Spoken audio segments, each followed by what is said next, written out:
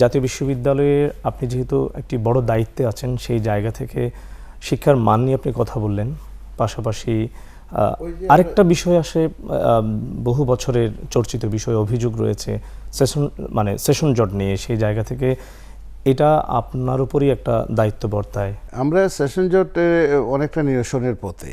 আমরা অনেক কষ্ট করে আমরা প্রায় এখন পর্যন্ত প্রায় ৩৫ লক্ষ ছেলে মেয়ের পরীক্ষা নিয়েছি গত ১.৫ বছরে, এবং আমরা যেভাবে যাচ্ছি তাতে আগামী বছরের এন্ডে আমাদের সেশন জট জাতীয় বিশ্ববিদ্যালয়ে প্রায় ৮০% চলে যাবে বলে আমরা আশা করি। আমরা প্রায় ৩০টার মতো সংস্কার কার্যক্রম হাতে নিয়েছি। সেই সংস্কার কার্যক্রমগুলো চলমান, কোনোটা কমপ্লিট হয়েছে, কোনোগুলো চলমান। এই প্রত্যেকটা কাজ যদি আমরা করতে পারি, জাতীয় বিশ্ববিদ্যালয়ের ছেলে মেয়েদের জাতীয় বিশ্ববিদ্যালয়ের চেহারা বদলে যাবে। কিন্তু ওভারঅল শিক্ষা ব্যবস্থার যেটা আছে, যে রিসার্চে ইনভেস্ট করা, শিক্ষকদের মর্যাদা, যেটা শিক্ষকদের মান মর্যাদা হারিয়ে গিয়েছিল গত ১.৫ যুগে, সেটাকে আবার ফিরিয়ে আনা, এই প্রতিষ্ঠানগুলোকে দলাদলি থেকে বের করে নিয়ে আসা, উন্নত বিশ্বের সমমানের না হলেও আমাদের রিজনাল আশেপাশে দেশের কাছাকাছি পর্যায়ে যাওয়া। কিন্তু পলিটিক্স এমনভাবে আমাদেরকে নষ্ট করে দিয়েছে। তারপরে পার্সোনাল পছন্দ, যাকে পছন্দ করি তাকে একটা জায়গাতে নিয়ে আসা, সে পারুক আর না পারুক, তার কোনো ক্রেডেন্সিয়াল থাকুক আর না থাকুক, বিশ্ব ওয়ার্ল্ড লেভেলে তার কোনো স্ট্যান্ডিং আছে কিনা, তার কোনো পাবলিকেশন আছে কিনা, তার কোনো বই আছে কিনা, পণ্ডিত হিসেবে পরিচিত কিনা, সুশাসনের এই জায়গাটাতে সে কম্প্রোমাইজ করবে, এই সমস্ত জিনিস ভাবনা চিন্তা না করে একদম র্যান্ডমলি আমরা গত দেড় যুগে যাকে ইচ্ছা তাকে যেখানে সেখানে বসিয়ে দিয়ে একদম ধ্বংস করে দিয়েছি। এই জায়গাটা থেকে বের হওয়ার জন্য বিএনপি কিন্তু আইডেন্টিফাই করতে পেরেছে। বিএনপির একটা সুবিধা হলো, বিএনপি আইডেন্টিফাই করতে পেরেছে যে কোন জায়গাতে কী কাজ করতে হবে, এবং খুব ভালোভাবে আইডেন্টিফাই করতে পেরেছে। এবং এখানে একটা যে গ্রুপটা কাজ করছে বিএনপির সাথে, দেশে এবং বিদেশে এক্সপার্ট যারা কাজ করছে যে সমস্ত এরিয়াতে, এদের অনেকেই আমি চিনি, খুব ভালো লোকজন, তারা কাজ করে, তাদেরকে ফ্রিলি কাজ করতে দিতে হবে।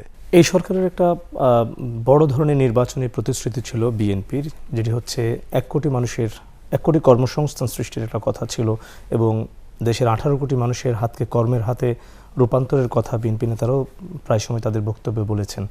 এটি ১ কোটি কর্মসংস্থান সৃষ্টি, এটি আসলে কি বাস্তবায়নযোগ্য নাকি শুধু কেবল প্রতিশ্রুতির জন্যই বলা? এটা বাস্তবায়নযোগ্য, হয়তো সময়টা একটু বেশি লাগবে। বাংলাদেশ ব্যাংকের যে সমস্ত আপনার ফান্ডগুলো আছে, যে সমস্ত এন্টারপ্রেনিউরিয়াল ফান্ডগুলো আছে, যেগুলো আমরা অনেক সময় ইউজ করি না, পড়ে থাকে, বা ডেভেলপমেন্ট পার্টনার যারা আছে তাদের সাথে বসে ডিজাইনগুলো যদি সুন্দরভাবে করা যায়, ফর্মাল এবং ইনফর্মাল সেক্টরে ১ কোটি লোকের কর্মসংস্থানের ব্যবস্থা করা কঠিন কিছু না। আপনার জাপানেই তো ১ কোটি লোকের শর্টেজ। এখন আপনি জাপানে যদি পাঠাইতে পারেন লোক আমাদের এখানে ট্রেনিং দিয়ে, বেশি কিছু না, জাপানি ল্যাঙ্গুয়েজটা যদি শিখিয়ে দিতে পারেন আর সামান্য একটু স্কিল যদি তাদেরকে দিতে পারেন, তাহলে কিন্তু আপনি জাপানে কয়েক মিলিয়ন লোক পাঠাতে পারেন। গালফ স্টেটগুলোতে, আমি কিছুদিন আগে দুবাইতে গিয়েছিলাম, সেখানে বড় নাম করা এক এমপ্লয়ার, সে এসে বলে যে ২৫,০০০ হসপিটালিটি ম্যানেজমেন্ট লোক দিতে পারবো কিনা, হসপিটালিটিতে, হোটেল এইগুলাতে। এখন আমরা জাতীয় বিশ্ববিদ্যালয়ে সারা বছরে উৎপাদন করি ৪০০ গ্র্যাজুয়েট, তখন আমরা কোথায় ৪০০ করি আর সারা দেশে ১,০০০-১,২০০ হবে, সেটা সারা দেশের ডিমান্ডই শেষ হয় না। তাহলে আপনি কীভাবে ২৫,০০০ সেখানে দিবেন? ওই ইন্ডাস্ট্রি ওরিয়েন্টেড যদি আমি করতে পারি, এবং আমি যদি শিল্পাঞ্চলগুলো যেগুলো আছে সেই সমস্ত যে আমাদের যে এক্সপোর্ট প্রসেসিং জোনগুলো আছে, এবং আরও কিছু তাদের জোনিংয়ের চিন্তা আছে লোকাল প্রোডাকশন করার, যেমন বরিশালে কোন ইন্ডাস্ট্রিটা করলে বরিশালের লোকজন কাজ করতে পারবে, সিলেটে কোন ইন্ডাস্ট্রিটা করলে সিলেটের লোকজন কাজ করতে পারবে, চিটাগাংয়ে কোন ধরনের লোকজন কাজ, এই জোনিংগুলো যদি ঠিকভাবে করা যায়, ১ কোটি লোকের কর্মসংস্থান করা এটা কোনো কঠিন কিছু না।